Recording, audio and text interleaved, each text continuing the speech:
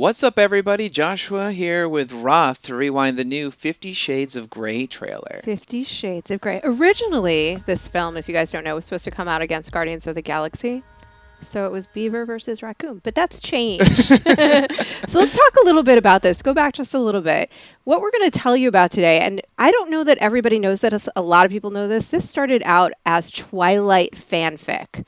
50 Shades of Grey did. So among other things, we're going to point out some of the ways that it's drawing upon this source material, which is again Twilight. Mm-hmm. And here we're just seeing like how very different Christian Grey and Anastasia Steele are. He's like putting on a nice suit. She's just like, a hometown girl, putting her hair up in a ponytail. And originally it was like that novel where she was this very shy, very awkward girl, Bella, and she was originally in the original material called Bella, and he was called Edward. Mm-hmm, so he was imagining, what if Edward was not a vampire, but was a very, very, very rich man. And then it came out, and this is the result, 50 Shades of Grey. And so, here she is. She's gotten an interview that she's like covering for her friend to go meet Christian Grey, do this interview, and she's approaching his vast her best friend headquarters Kate, here. Her best friend Kate was supposed to do this interview and bailed on the last minute, so she came to do it for him, and she is very intimidated by him and all of his power and prowess. Mm-hmm. We're sort of like teasing who Christian Grey is. They're not showing his face yet. And I want to say, too, that this is directed by Sam Taylor Johnson, who is married to Aaron Taylor Johnson, who she directed in a film called Nowhere Boy. Aaron Taylor Johnson, is that Quicksilver? It is. Yes. And so she directed him in a film about John Lennon, and it's a good little movie. I think that they were trying to elevate the material. We'll see. We'll see what it's like. We'll see what gets elevated. But take something that started out as fanfic and elevate it to a movie that people can enjoy. And here's Anastasia's friend Jose, who's doing the photo shoot with Christian. So if we want to just pause for a second. So I know that we've talked about this previously, but that is the woman who is originally called Bella. Now she's called Anastasia. That's played by Dakota Johnson, who is the daughter of Melanie Griffith and Don Johnson. Mm-hmm. And then let's swing to her beau, Christian. There he is.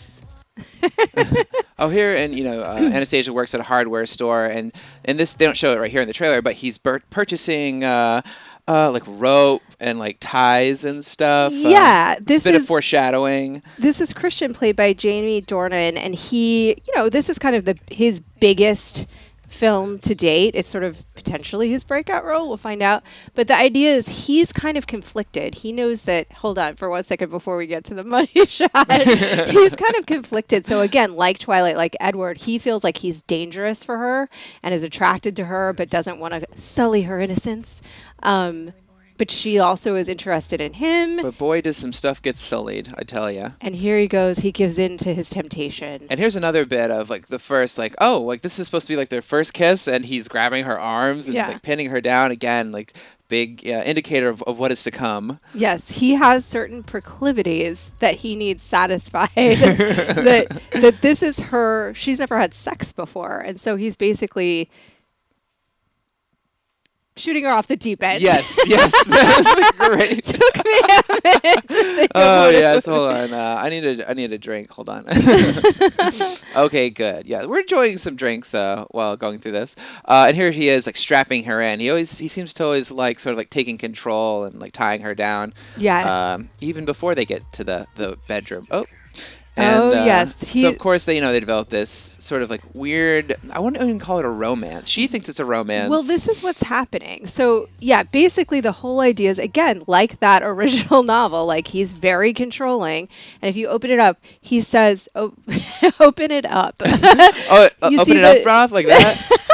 You see the scars on his chest? Yes. This actually is a plot point. So the idea is like he's had a very tortured background, and that's where his proclivities have emerged from. And so he's trying to have a sweet sexual relationship with her, a romantic relationship, but he has other needs. Yeah, he's not in bed when she wakes up. He's like kind of tortured over here by the grand piano. Literally and figuratively. And then, of course, he's got this. He's a little nervous about showing her who he really is, and he takes her here to the big reveal. which is the Red Room of Pain. Which has some very interesting, as you can imagine, toys, Toys. inside. And but this is our first look at the contract, which is sort of a big point of the movie, that he wants her to submit to her. As you see, the submissive shall do this, the dominant shall do that. She's the submissive, he's the dominant. Right, but it's not even just that. It's that he's literally not able to engage in an emotional relationship. And if you go back, she's reading the contract.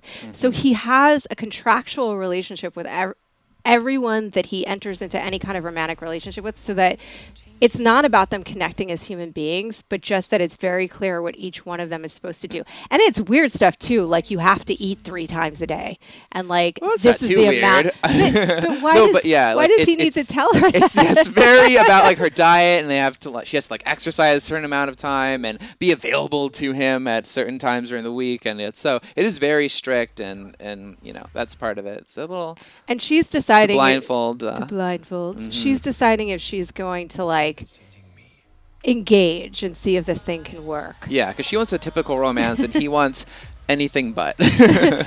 This Valentine's Day, love is spelled bondage. BDSM. This is a scene with his adoptive family. If we go back here, yes. This is a scene with his adoptive family. His birth family was very traumatic, but he has a very nice adoptive family. And again, she takes character cues constantly from the Twilight. Yes, like the big Twilight family. I hope it's not sounding like I'm a huge fan of either of these. I just happen to know this stuff. We do research, people. We do research, people. And here's this is Jose. He gets drunk and wants to kiss Anastasia, and Christian shows up out of nowhere to save her, which seems nice, but also it seems like he's keeping a really intense eye on her. Yeah. Did you listen to the books on tape? Yes. I did. Little Ice. Yeah, Little Ice. I just got a shiver. What did you think of it? I'm curious. What did I think? Yeah, do you enjoy it? There's a lot of I screamed a little bit. I think it is a fascinating cultural phenomenon. Yeah, this is interesting. Is that her? That's her shirt? Okay, that let's is move on. her shirt. He's very resourceable. That's a character trait. Yes. He's a self-made man. This